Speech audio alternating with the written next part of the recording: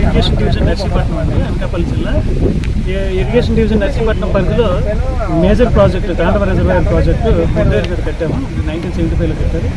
అది ఈ రిజర్వాయర్ మొన్నటి మొన్నటి నుంచి సైక్లోన్స్ స్టార్ట్ అయ్యి సైక్లోన్స్ వల్ల ముంపు ఏమైనా వస్తుందా, రిజర్వాయర్స్ ఉంటే ఎంత నిండింది, ఎంత వాటర్ ఎక్సెస్ రిలీజ్ చేయాలి, ఇవన్నీ ఇరిగేషన్ డిపార్ట్మెంట్ని అలాగే రెవెన్యూ డిపార్ట్మెంట్ని నిన్న గవర్నమెంట్ ఆదేశాల మేరకు, గౌరవ ముఖ్యమంత్రి వారి ఆదేశాల మేరకు, జిల్లా కలెక్టర్ ఆదేశాల మేరకు మేమందరం ఇరిగేషన్ డిపార్ట్మెంట్ అంతా వారి జేఈఎస్ వాళ్ళ మండల హెడ్ క్వార్టర్స్లో రెవెన్యూ అథారిటీస్తో కోఆర్డినేట్ చేసుకుంటూ, అలాగే నిన్నటి వరకు 977 క్యూసెక్లు ఇంట్లో వచ్చిందండి.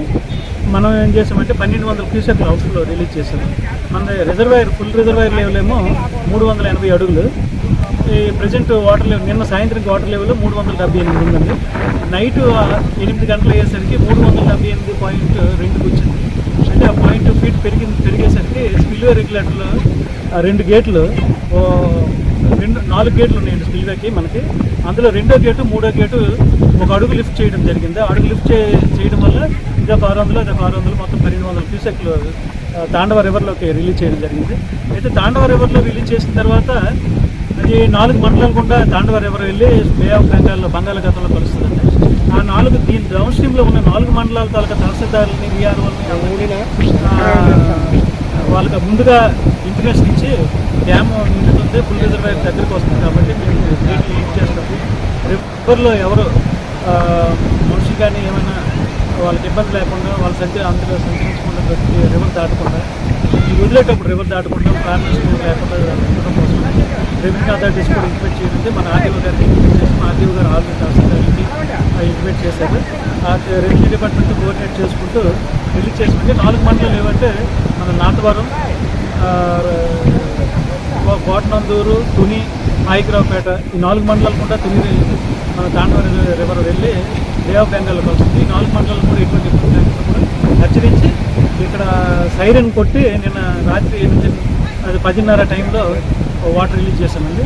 అయితే తెల్లవారు వచ్చేసరికి రాత్రి 977 క్యూసెక్లు ఇన్ఫ్లోస్ వచ్చాయి. మార్నింగ్ వచ్చేసరికి మాత్రం 1400 క్యూసెక్లు వస్తుంది లోపల ఇన్ఫ్లో పెరిగింది కాబట్టి గేట్లు కూడా రాత్రి 1 అడుగు ఎత్తితే ఇంకొక మార్నింగ్ 8 గంటలు ఇంకో అడుగు ఎత్తాం. మొత్తం 2 అడుగులు ఎత్తాం. 2400 క్యూసెక్లు తాండవ రివర్లోకి రిలీజ్ చేయడం జరిగింది.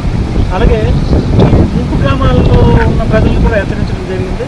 ఎటువంటి ముప్పు లేకుండా, ఎటువంటి ప్రాణ నష్టం లేకుండా, ఎవరికి ఇబ్బంది లేకుండా కూడా అందరికీ హెచ్చరించడం జరిగింది.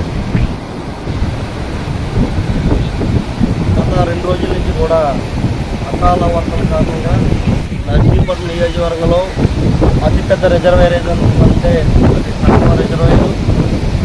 ఆ రిజర్వాయర్ వర్షాల కారణంగా ప్రమాస్థాయికి నీరు రావడం వల్ల గత 2 రోజుల నుంచి కూడా ఇక్కడ డిఈ గారు, ఏఈ గారు, ఇక్కడ నాదవర్మల్ తహసీల్దార్ గారు కూడా 2 రోజుల నుంచి కూడా ఎటువంటి ప్రాణ నష్టం జరగకుండా, పశువులకు కానీ గొర్రెలు కానీ ఎటువంటి ప్రాణ నష్టం జరగకుండా అప్రమత్తంగా ఉండి ఏదైతే రిజర్వాయర్ ఉన్న గ్రామాలు ఉన్నాయో ఆ గ్రామాలన్నీ కూడా స్థానిక వీఆర్ఓలు, పంచాయతీ కార్యదర్శులకు కూడా ఎలక్ట్గా ఉండమని చెప్పి, దొడ్డర వేయించాలని చెప్పి ప్రభుత్వం ముందుగానే వీళ్ళందరికీ కూడా ఈ అకాల వర్షాల కారణంగా ఎటువంటి ప్రాణ నష్టం జరగకుండా ఈ రిజర్వాయర్ ఉన్న ప్రజలందరినీ కూడా సురక్షితంగా ఉండే విధంగా తాండవ డిఈ గారు, ఏఈ గారు మొత్తం అందరూ కూడా నైట్ నుండి ఎటువంటి ప్రమాదం జరగకుండా దగ్గరుండి నీటి మట్టం పెరిగితే